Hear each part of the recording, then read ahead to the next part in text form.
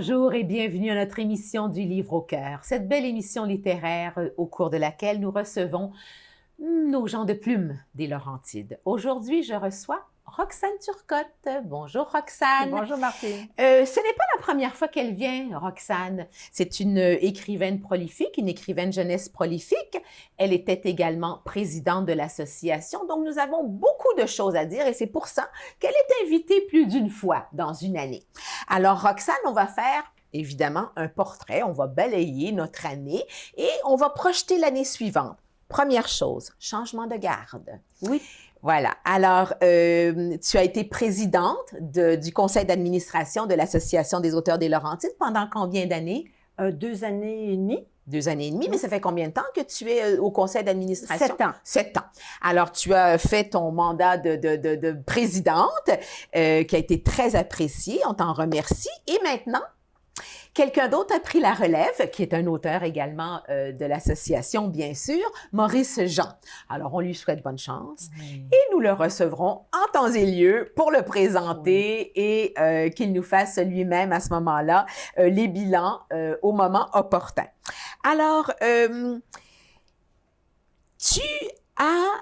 avant de brosser le portrait de ce qui s'est passé, en fait, de toutes les activités qui se sont passées en 2022, j'aimerais mentionner que la dernière fois que nous avons reçu Roxane, il allait sortir, nous n'avions que la page couverture. Alors, le magnifique livre « Le sablier de Papigeot », qui est de toute beauté, illustré, pas évidemment écrit par toi, mais illustré, pardon, par Lucie Crovatto, je dis la bonne chose, et qui est déjà parmi les finalistes des prix jeunesse 0-5 ans, le prix des libraires 0-5 ans, dont j'ai reçu l'infolettre cette semaine et dont j'étais très fière parce qu'il est de toute beauté dans l'illustration, dans l'histoire, où en fait, raconte-nous de nouveau brièvement l'histoire. Ben oui, en fait, la thématique est pertinente parce que ça parle de prendre le temps de vivre. On est dans une société un peu folle, donc c'est la thématique, je pense, universelle, de prendre son temps et, si possible, en dehors des moteurs, de ne pas être motorisé dans nos loisirs. Parce que souvent, dans les Laurentides, les gens viennent, dit-on, se reposer. Mais plusieurs sont l'hiver à motoneige, l'été, ils sont en motomarine, en ponton, sur des yachts, en tout-terrain. Oh là là, en effet. Donc, ou à moto. Ben, je pense qu'on vit et on voit les choses différemment quand on est à pied, tout simplement. Donc, Papigeot a un sablier pour lui rappeler de prendre le temps, de faire les choses, et c'est ce qu'il va faire vivre à sa petite fille Charlie. Et les illustrations sont absolument de toute beauté. Les couleurs, la douceur, la Ici, lumière, absolument. Un album extraordinaire. Oh, pardon, je vais pas. Je voudrais trouver, voilà, par exemple. Alors voilà, le Papigeot et sa petite fille. C'est extrêmement joli. C'est rempli de bienveillance. Oui. On sent toute la bonté du papy envers sa petite fille qui veut évidemment lui faire une leçon de vie finalement. Prends ton temps. Oui. Alors, c'est très, très joli. Alors, félicitations pour cela. Nous le saurons à quel moment? Au printemps? Au salon, là, présentement, c'est une liste préliminaire parmi 4 autres albums, catégorie 0-5 ans, au Salon du livre de Montréal, qui est tout bientôt, au mois de novembre. On saura quels titres sont finalistes. Et je crois que c'est en février ou mars, les libraires dévoilent qui est le lauréat du prix des libraires dans chaque catégorie. Eh bien, bonne chance, merci. Roxane. C'est de toute beauté. C'est une belle œuvre. Merci beaucoup. Ce qui sort aussi, parce que, bon, évidemment, comme je l'ai dit tout à l'heure, auteur prolifique, écrivaine prolifique pour les jeunes, ça aussi, c'est une belle suite à tes fameuses enquêtes d'Esther Ebel. Et ça ça se passe à Tremblant. Nous en avions parlé à cette émission, mais voilà, il fait son chemin et il fait un joli chemin, je crois. Et c'est écrit quand même en gros caractères, ça se lit bien, c'est amusant, comment dirais-je? C'est tout illustré en couleur, ce qui est rare pour des romans pour les 7-9 ans. Oui. Parce que souvent, on passe de l'album pour les non-lecteurs, c'est-à-dire que les parents achètent. Et quand l'enfant est lecteur, il tombe dans un roman parfois non illustré, parfois illustré en noir et blanc. Là, il est complètement illustré en couleur. Donc, c'est vraiment un bel objet. C'est divertissant. C'est attrayant pour les enfants, ça c'est sûr. En plus du texte que les enfants me disent beaucoup aimer. Donc, je suis très, très contente. Ils aiment ces intrigues. Oui. Ils aiment les personnages qui leur ressemblent. Ils sont vifs, ils sont drôles, ils sont gourmands, ils sont dans l'action comme eux, comme les enfants de cet âge-là. Et en plus, c'est sûr, ils découvrent des coins du Québec. Oui. Les enfants de Gaspésie, en lisant Mont-Tremblant, vont découvrir le Mont-Tremblant. Voilà. Les gens de Mont-Tremblant vont découvrir au printemps la région de Tadoussac de la Côte-Nord. Et à l'automne prochain, ils vont découvrir la colline parlementaire. Donc, c'est éducatif, mais il y a aussi, en même temps que le reportage, ils font des enquêtes parce qu'il y a toujours des petits mystères. Pour vrai. Savais-tu qu'il y a Martine, des espions, de vrais espions sur la colline parlementaire qui installent des antennes qui interceptent les cellulaires des ministres et des députés. Donc, ça m'a permis vraiment d'avoir du plaisir avec Ben et Esther, pour vrai. Voilà, mais c'est absolument divertissant. Même moi, j'ai du plaisir à lire tes livres. Alors, tu vois, je suis une enfant, probablement encore dans mon cœur, mais c'est tellement divertissant, c'est tellement instructif, et je trouve que c'est très bien fait. Alors, merci, c'est gentil. C'était la partie écriture de Roxane Turcotte.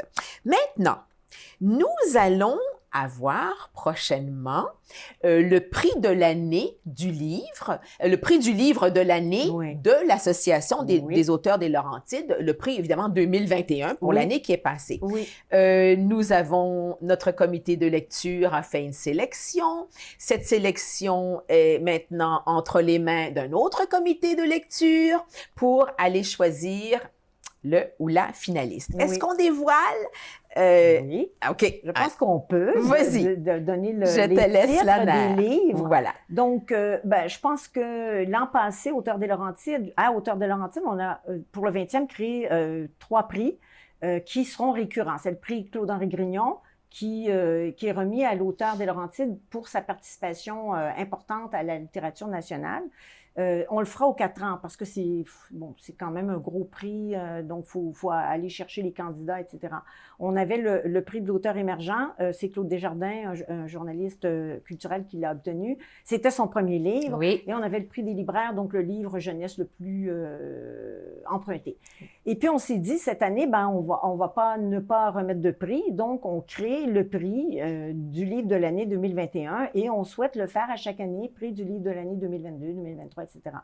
Donc, il y a eu 18 candidatures parmi une centaine de membres, bon an, ballant, Auteurs des Laurentides entre 80 et 100 membres. Donc, on a eu 18... Nous avons 100 membres. Oui, mais c'est ça. Ça joue selon les années, mais ça, on approche plus de la centaine. Oui, tout à fait. Donc, il y a eu un comité et, enfin, il y avait des critères, mais je dirais que le critère pour être finaliste à un prix du livre de l'année, en littérature, il faut que l'écriture de l'auteur, je dirais, approche un peu, on vise de créer une impression de sublime chez le lecteur. Je crois personnellement que c'est l'apanage des grands écrivains. Donc, parce que écrire, on peut écrire, d'ailleurs, il y a plein de livres qui se publient, il y en a des tonnes. Raconter une histoire, c'est une chose, mais le propre du véritable écrivain, c'est vraiment de soulever l'émotion du sublime, comme Hélène Dorion, par exemple. Quand on lit Le temps du paysage, son écriture soulève l'impression de sublime est, je dirais, presque égale à la contemplation du paysage. Qui a cet effet-là chez nous? Qui a aussi, quand on regarde un très grand tableau d'un grand maître, on a cette impression de toucher à quelque chose de sublime. Quand on voit le visage d'un enfant heureux ou d'un adulte heureux, mais vraiment heureux, on a cette impression de sublime. Alors, pour moi, l'écriture, quand je lis et quand je cherche, le comité et moi, quand je lis, je veux avoir cette impression de sublime. Je pense que nos finalistes, les 4 finalistes ont touché à divers degrés. C'est le jury final qui va nous dire lequel a touché à ce sublime davantage. Donc, on a 4 titres. Fanny les ailes sur le sol de Annie Dupont. Annie Dupont. Annie Dupont qui a été longtemps chroniqueur, journaliste, culturel, qui a créé le magazine Trace, etc. Donc, c'est son premier livre. C'est bien parce qu'elle est en lice avec Jean-François Beauchemin, dont c'est peut-être le 40e livre, là, le 40e ouvrage, qui a eu le prix Claude-Henri Grignon l'an passé. Alors, il est prolifique. Cette année, il avait 2 titres. Il nous a soumis La source et le roseau. Exact. Donc, ça, c'est en lice. Et le 3e titre, c'est une jeune écrivaine des Laurentides, Gabrielle Filto-Chiba. Ça fait que 3-4 ans qu'elle écrit, cette fille.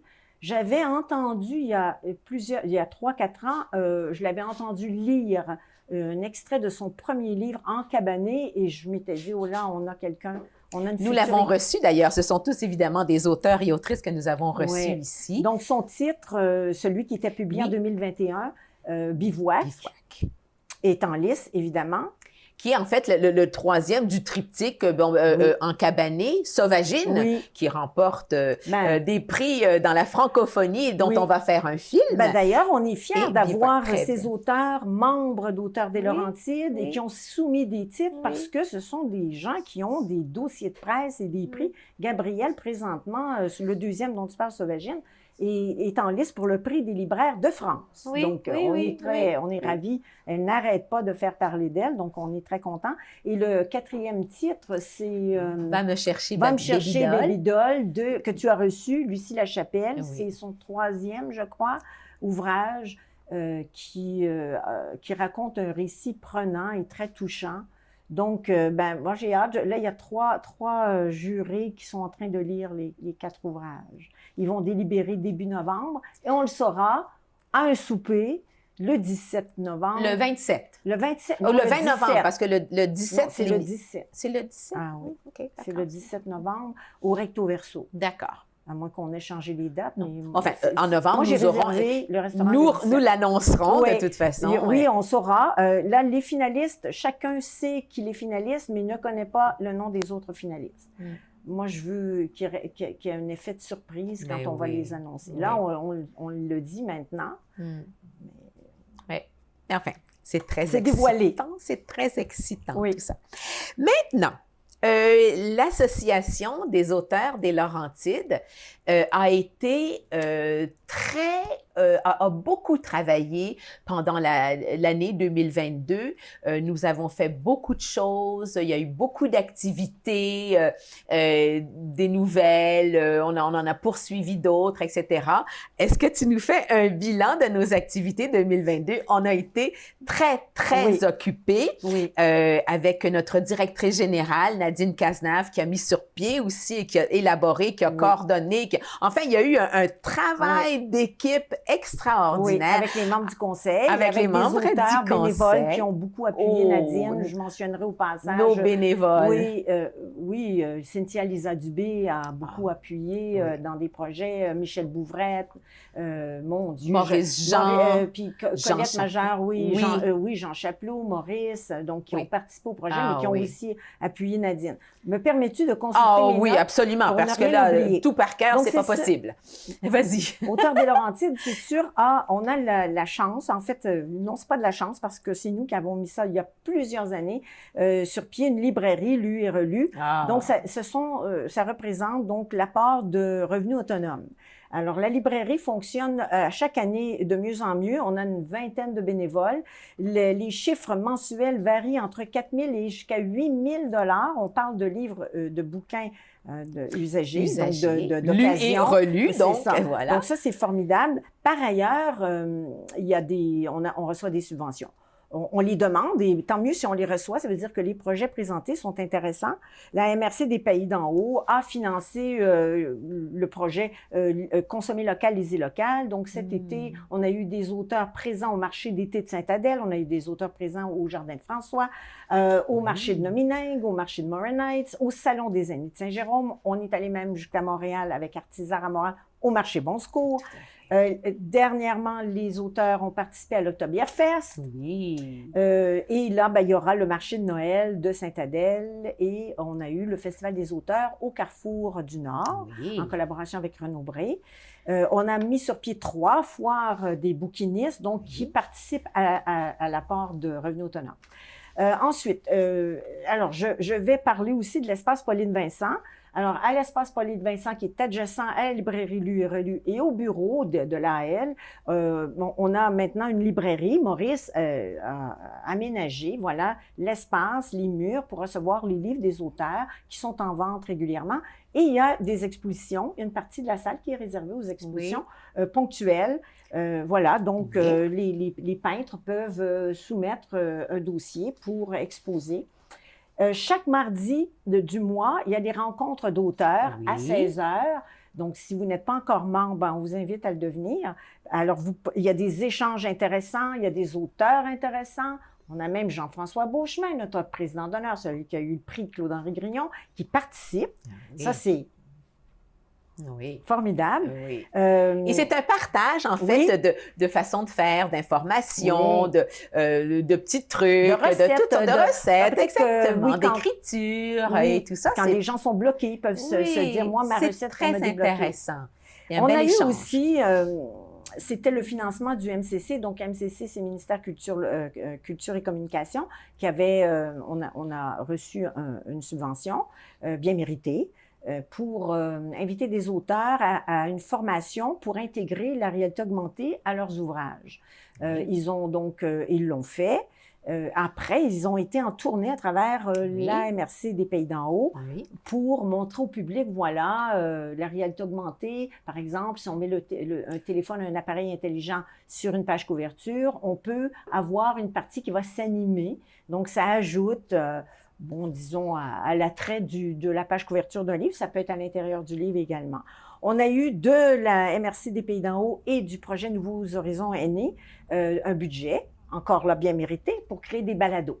On a eu un budget aussi pour aménager une nouvelle salle adjacente à la librairie et à l'espace Pauline Vincent, parce qu'on manquait d'espace pour la réserve de livres. C'était à l'étage, dans un entrepôt de la ville. C'était très compliqué pour nos bénévoles quand on fait les foires des bouquinistes. Donc là, cette salle a été aménagée. Un petit studio maintenant. Et il y a un studio qui permet l'enregistrement de balado. Voilà. Je sais que tu en as fait. Il y en a eu une douzaine pendant l'été. Cynthia Lisa Dubé en a fait. Vous avez invité des auteurs à lire. Madeleine Fortier. Bon.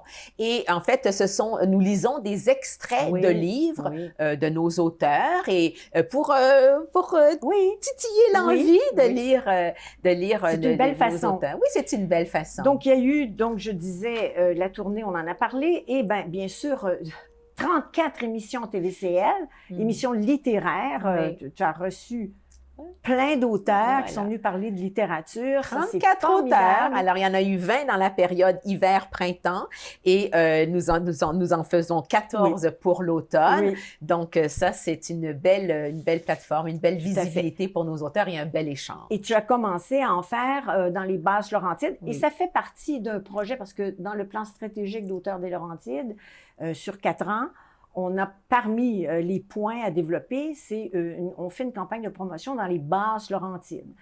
Parce qu'on trouve que, évidemment, étant installé dans les pays d'en haut, on œuvre plus dans les pays d'en haut et dans les Laurentides, mais les basses Laurentides, on voudrait vraiment être implanté, mieux connu, accueilli, partager des projets.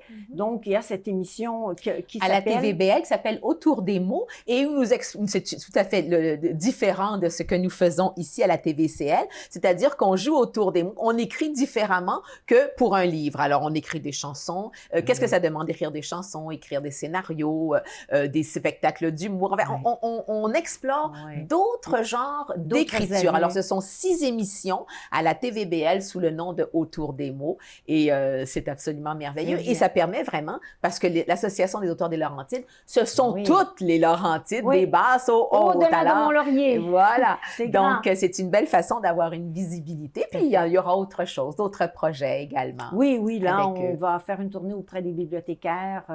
On demande à Mme Turnbull, qui est la directrice de tout le réseau.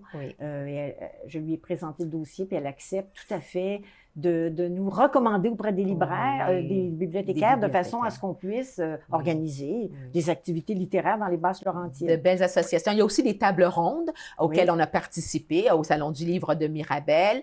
Et puis, dernièrement, jusqu'à l'espace culturel Saint-Gilles, où nous avons parlé de littérature autochtone. C'était absolument magnifique et merveilleux. Donc, il y a des portes qui s'ouvrent, qui sont vraiment, vraiment fabuleuses. Il y a de belles associations qui se passent. Ben, voilà, quand on est actif, qui veut peut. C'est sûr que si on reste assis, voilà.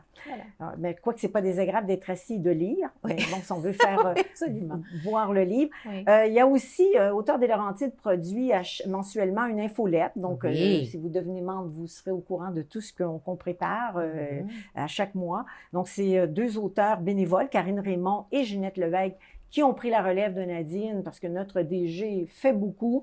On veut qu'elle respire, donc les auteurs mettent la main à la pâte. On a un site web, évidemment, qui est en train vraiment de se peaufiner. Et Culture Laurentide a offert la possibilité aussi à 10 auteurs de sessions photos et d'être dans le wiki, ils appellent ça le Wikimédia, donc une banque de documents pour éventuellement créer une page Wikipédia pour certains auteurs. Voilà, donc en gros, c'est ce que Auteurs de Laurentides, mais là, on a cette année, en 2023, là, je ne vais pas en parler en détail, mais en 2023, on va être à la veille, c'est-à-dire essayer d'avoir une subvention pour un très gros projet qu'on mettrait sur pied en 2024. Un gros projet en 2024.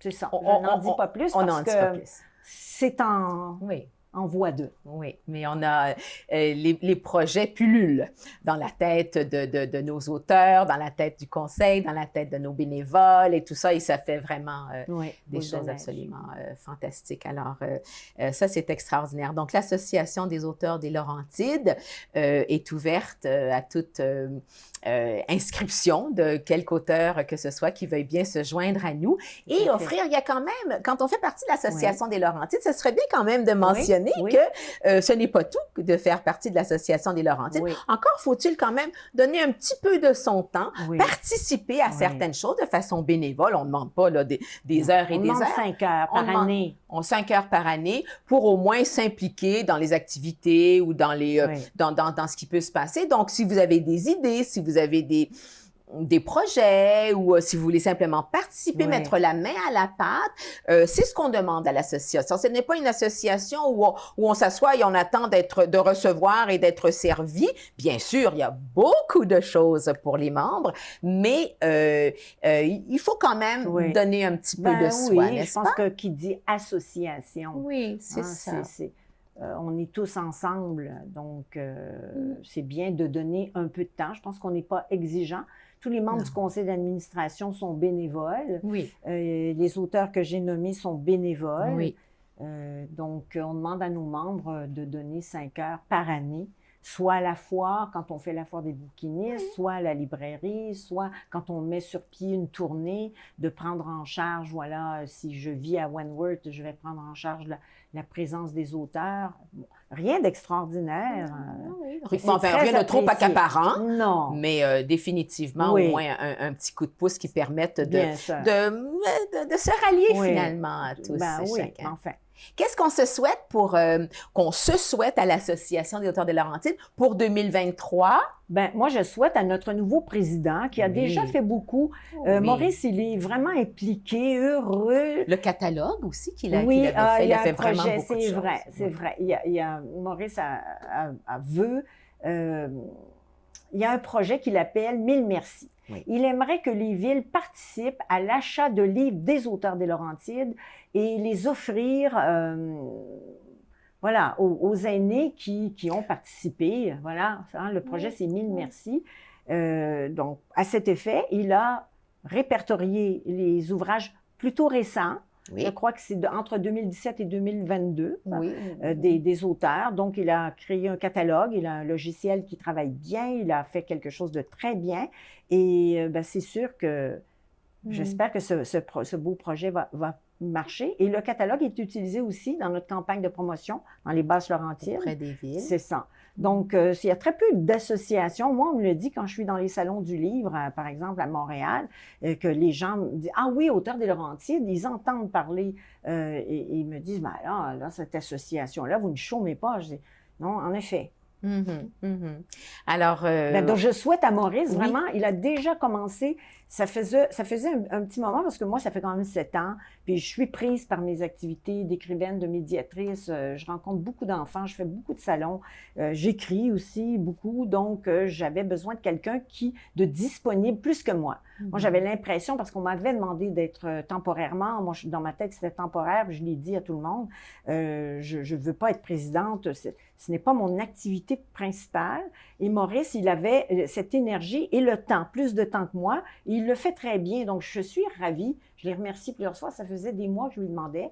Il me disait toujours, je suis pas prête. Mais tu as été une excellente présidente, Roxane, et puis tu as passé le flambeau à quelqu'un qui était prêt et qui voulait le faire, qui a l'énergie, les idées, la créativité, l'envie de faire les choses. Je lui ai laissé le temps, parce qu'il ne fallait pas le brusquer, parce qu'il me disait, je ne suis pas prêt. Et tout à coup, là, comme je n'y étais pas cet été du tout, je pense que peut-être il a pris son espace. Il craignait, mais moi, je suis ravie. Je lui demandais depuis des mois, donc je le remercie. Tu fais encore partie du conseil d'administration, alors de toute façon, nous aurons encore toute ta belle énergie. Mais voilà, c'est une association qui se développe, qui crée, qui veut vraiment offrir le meilleur et on aimerait bien... évidemment, nous invitons à bras ouverts, évidemment, plus qui on veut est bien nombreux, se joindre à nous. Que Karine Raymond et que... qui est l'autre auteur? Karine Raymond, Ginette Lévesque se charge de l'infolettre. Une fois par mois, une infolettre, il faut la faire, il faut être au courant de ce qu'on a fait, il faut la rédiger. Ça enlève une tâche à notre directrice générale. Voilà. Et je voudrais mentionner aussi que la librairie Lu et Relu a fait un réaménagement. Il y a vraiment des choses extraordinaires. Quand on va là, on peut trouver des séries entières. Tout est bien répertorié, catalogué, etc. Professionnel. C'est une très, très belle librairie. C'est pour ça qu'elle fonctionne. Et nos bénévoles sont très enthousiastes et sont pleins de bons conseils et il y a une belle énergie. Elles sont heureuses. Elles sont de vraies libraires, en fait. Elles sont de vraies libraires. Elles font le travail de libraire. Elles lisent, elles conseillent leurs clients. Elles ont des clients chouchous, comme tout libraire. On sait très bien. Alors, merci Roxane pour ce bilan. Merci pour les années que tu as données en tant que présidente. On souhaite bonne chance à Maurice Jean. On souhaite bonne chance à l'Association des auteurs des Laurentides, où nous ouvrons nos bras, évidemment, pour qui veut bien se joindre à nous. Et puis nous, on se revoit à la prochaine émission. À la prochaine fois.